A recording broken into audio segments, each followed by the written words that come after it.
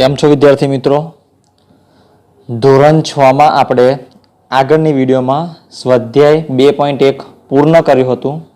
હવે આગળનો આપણે ટોપિક લઈએ છીએ પૂર્ણ સંખ્યાના ગુણધર્મો. એટલે પૂર્ણ સંખ્યાઓ છે એના ગુણધર્મો છે. એમાં પહેલો ગુણધર્મ છે સમૃદ્ધતાના ગુણધર્મો. જેમાં સમૃદ્ધતા એટલે શું એ શબ્દ સમજીએ પહેલા કે સમૃદ્ધતા એટલે કે બે પૂર્ણ સંખ્યા આપેલી હોય એનો તમે સરવાળો કરો, બાદબાકી કરો, ગુણાકાર કરો કે પછી ભાગાકાર કરો. આ ચાર ક્રિયાઓ કોઈ પણ બે પૂર્ણ સંખ્યાની કરીએ એમાં મને જવાબમાં પૂર્ણ સંખ્યા જ મળવી જોઈએ. શું મળવું જોઈએ? પૂર્ણ સંખ્યા જ મળવી જોઈએ. તો એને કહેવાય સમૃદ્ધતા. બરાબર? બે પૂર્ણ સંખ્યા લઈએ, એનો સરવાળો કરો, બાદબાકી કરો, ગુણાકાર કરો કે ભાગાકાર કરો, જવાબમાં મને પૂર્ણ સંખ્યા મળે તો એ સમૃદ્ધ છે તેમ કહેવાય. તો એ સમૃદ્ધતાના ગુણધર્મોમાં પહેલા આપણે લઈએ છીએ સરવાળો. તો સરવાળામાં કહ્યું છે કે કોઈ પણ બે પૂર્ણ સંખ્યાનો જો સરવાળો કરીએ તો હંમેશા જવાબમાં મને પૂર્ણ સંખ્યા જ મળે. કઈ સંખ્યા મળશે? પૂર્ણ સંખ્યા જ મળશે. તો એના પરથી આપણે એક ઉદાહરણ લઈએ. જુઓ કે 4 + 3 બરાબર 7. કેટલા છે અહીંયા? 4 + 3 બરાબર 7. તો 4 એ પૂર્ણ સંખ્યા છે, 3 પણ પૂર્ણ સંખ્યા છે. બંનેનો કર્યો સરવાળો તો જવાબમાં મને 7 મળ્યા. એ 7 પણ શું છે? પૂર્ણ સંખ્યા જ છે. એટલે સાબિત શું થયું? તો બે પૂર્ણ સંખ્યાનો સરવાળો કરતા જવાબમાં પૂર્ણ સંખ્યા જ મળે છે. પૂર્ણ સંખ્યા જ મળે છે. બરાબર? આ સાબિત થાય છે અહીંયા. પહેલેથી જુઓ 4 + 3 આ પૂર્ણ સંખ્યા છે, આ પણ પૂર્ણ સંખ્યા છે.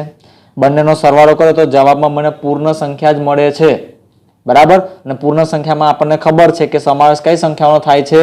0 થી શરૂઆત કરો અનંત સુધી. ઋણ અંકો આવતા નથી. શૂન્ય અને ધન અંકોનો સમાવેશ થાય છે. બીજું ઉદાહરણ જુઓ 0 + 9 બરાબર કેટલા છે? અહીંયા 9 જ છે લખેલા. એટલે 0 ને કહેવાય છે પૂર્ણ સંખ્યા, 9 ને પણ કહેવાય છે પૂર્ણ સંખ્યા. તો જવાબમાં મને 9 જ મળ્યા. તો એ 9 પણ શું કહેવાય? પૂર્ણ સંખ્યા જ કહેવાય. બરાબર? એટલે બે પૂર્ણ સંખ્યાનો સરવાળો કર્યો આપણને તો જવાબમાં પૂર્ણ સંખ્યા જ મળે છે. તો એ કહેવાય સમૃદ્ધતા. ઓકે? આ વાત કરીએ આપણે સરવાળાની. હવે વાત કરીએ આપણે બાદબાકી વિશે.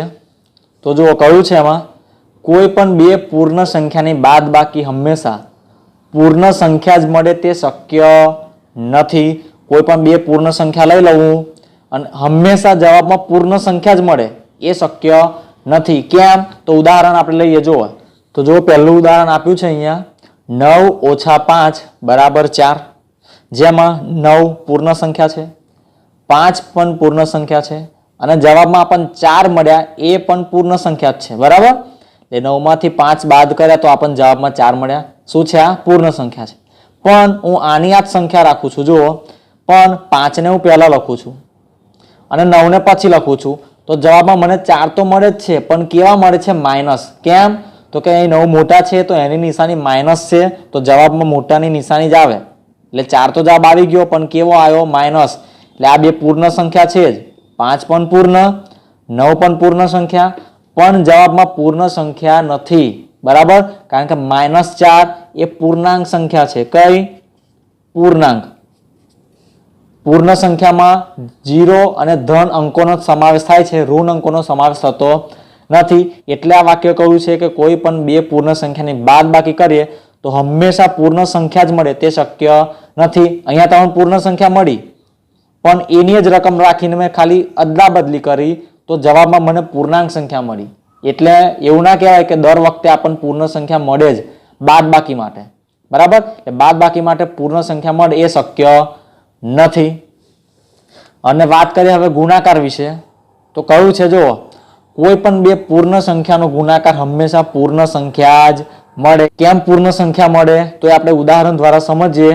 જો કહ્યું છે અહીંયા 6 એ પૂર્ણ સંખ્યા છે, 4 એ પણ પૂર્ણ સંખ્યા છે, બંનેનો ગુણાકાર 6 ચોક 24 મળ્યો એ પણ પૂર્ણ સંખ્યા છે, કારણ કે ઋણ અંક છે નહીં. જો ઋણ અંક હોય તો જ પૂર્ણ સંખ્યા કહેવાય નહીં. એટલે બે પૂર્ણ સંખ્યાનો ગુણાકાર હંમેશા આપણને પૂર્ણ સંખ્યા જ મળે છે. બરાબર. એટલે યાદ શું રાખવાનું? પૂર્ણ ગુણ્યા પૂર્ણ બરાબર પૂર્ણ. બરાબર. બે પૂર્ણ સંખ્યાનો ગુણાકાર કરીએ તો જવાબમાં પૂર્ણ સંખ્યા જ મળે છે. બીજું ઉદાહરણ લઉં છું. 3 ગુણ્યા 4. 3 પૂર્ણ સંખ્યા છે, 4 પણ પૂર્ણ સંખ્યા છે. બંનેનો ગુણાકાર કર્યો એટલે 3 ચોક 12 એ પણ કેવી સંખ્યા છે? પૂર્ણ સંખ્યા. બરાબર. એટલે બે પૂર્ણ સંખ્યાનો ગુણાકાર કરીએ તો જવાબમાં પૂર્ણ સંખ્યા મળે છે. ઓકે. અને છેલ્લું ઉદાહરણ જુઓ. 4 ગુણ્યા 0. 4 કેવી સંખ્યા છે? પૂર્ણ. 0 પણ કેવી સંખ્યા છે? પૂર્ણ. એટલે 4 ગુણ્યા 0 જવાબમાં 0 આયા. કેમ? તો કોઈ પણ સંખ્યાનો ગુણાકાર જો 0 સાથે કરવામાં આવે તો જવાબમાં હંમેશા 0 જ મળે છે. એટલા માટે અહીંયા 0 જે આવ્યા છે એ પૂર્ણ સંખ્યા જ છે. કારણ કે પૂર્ણ સંખ્યામાં શેનો સમાવેશ થાય છે? 0 થી શરૂઆત કરીને અનંત સુધી. એમાં 0 કઈ સંખ્યા કહેવાય છે? પૂર્ણ સંખ્યા. બરાબર. એટલે યાદ શું રાખવાનું?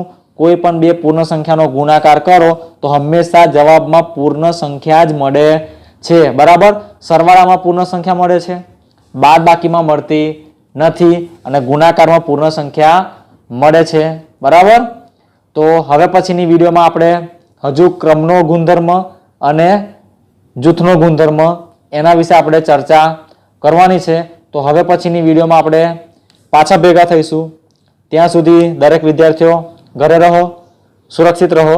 Thank you.